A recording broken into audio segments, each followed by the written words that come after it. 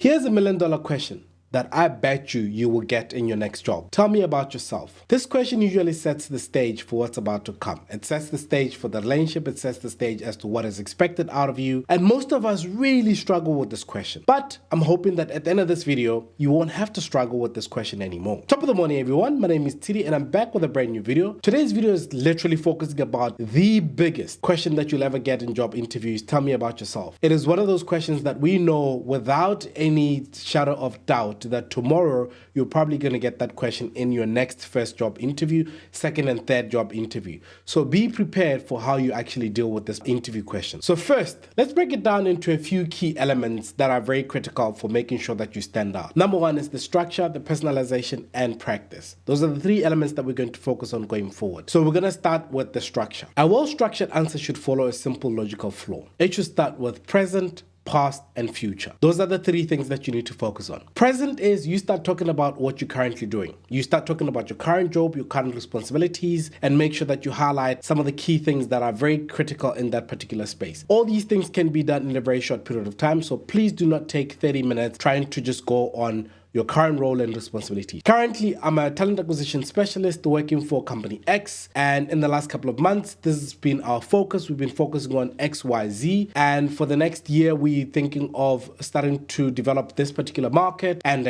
So that's basically how you start that particular answer. The next thing that you're then going to focus on after your present is you talk about the past. Before my role, I worked for company X, and in my company X, this is what we did. My roles were 1, 2, 3, and what we deliver was 1, 2, 3, 4, 5, 6. It is also very important that as you answer this question, you always keep on highlighting some of the key deliverables that you actually managed to achieve, or you highlight some of the things that are key highlights that are very critical for this particular role that you've applied to. So do not just talk about the roles that you've performed, always highlight certain things that you've actually done very well in your previous roles as well. Number 3 is to talk about the future. What does the future hold for you? What are you looking for in the future? The future is where you now talk about the job that you've applied to, why you've applied for that job, and what are some of the things that you'd love to actually achieve in the new job that you've already applied to. So remember, the past is what you did before you joined your current company. The present is what you're doing currently, whether you actually did that job or maybe you are unemployed right now, but what you were doing before you became unemployed. And then the future is the job that you've applied to. What are some of the things that you're looking forward to? What are some of the key highlights of the job spec that you think would actually stand out? What made you apply for that job based on what you've seen in the job spec? So it's very important that before you actually attend that, you've got your notes written down, you understand what is the key things that the company is looking for from a job spec point of view, and you take every opportunity to highlight some of the things that you think are going to be key highlights for your excitement about that particular role. The second part is personalization. Personalization is where you get a chance to actually start talking about some of the key things that actually stand out for you. What are the things that you love doing? So for example, if you're a talent acquisition specialist, what are you currently doing right now that shows some of your passion? So for example, some of us actually do what we do. I do Top of the Morning with Tshidi. I do these videos, and one of the things that I love about it is that it's an opportunity to make sure that candidates have a chance to learn about what is happening behind closed doors when it comes to recruitment. So that's why I do this. So it is part of the extension of my job and key responsibilities. That's why it's also very important that everything that you do going forward, you always highlight some of those things and you talk about some of your passions. I know we always talk about saying to candidates, please do not say, I'm passionate about this. Express how you're passionate about the things that you're talking about by talking about what you're already doing in your spare time. So please make sure that every time that you do this, you go through these passions and you highlight exactly what is about you that makes you stand out, because then that's one thing that's unique to you and it's not about something that everybody else can do. Now, if you're enjoying this video, I know most of the people that come back to watch this video are not yet subscribed. It's free. Please subscribe to my channel, because if you like, it ends up pushing this channel to other people that are like you, that are looking for the same kind of information. So please like and subscribe to my channel, and that will be really appreciated. The third key element is practice. Why is practice important? Practice is the same as what I'm doing right now. For a lot of people don't know is I've had to go through different takes and practice on what I'm going to say, where I'm going to start the conversation, because it is very important that you make sure that you practice and you prepare for that job interview. There's certain questions that you know will be coming. You can check out all my other videos below. They have all the questions that you might be looking at. So check out some of those videos. They will help you in making sure that you understand how to prepare for a first job interview, final interview, assessment, or anything that comes along. When you have an opportunity to go for a job interview, start practicing some of the common job interviews.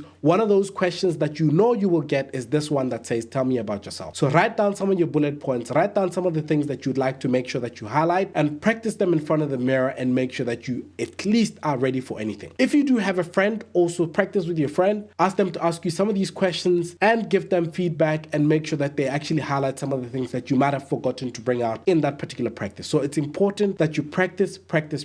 So we do have bonus tips about practice. Some of those bonus tips is be concise, be straight to the point, talk about exactly what you need to highlight, and do not forget to bring out all the quantifiable experiences and the successes that you've had in that particular scenario. So that is extremely important because a lot of people do not normally do that. So please make sure that you do that. Number two, be relevant. There's nothing worse than talking about something that's got nothing to do with the job that you've applied to, where you become very relevant in that conversation. You can also be relevant is even if you've applied for a slightly separate role that is different to what you're currently doing, but it's got some touch areas also, some touch points. It is then important to make sure that you highlight where these two roles have got a relationship that they can marry them together. So that's also very important that you bring that along in the conversation that you're having. So be relevant and make sure that you answer the questions that you're being asked. Number three, out of that, also be positive. Guys, there's nothing better than seeing a candidate that's positive, even if you know that they're actually really hating the job that they were doing before, or they hated the environment that they were working in. Positive candidate gives the whole panel a very good feel moment. So please be positive when it comes to some of these things. And what normally happens is that line managers look at you and say,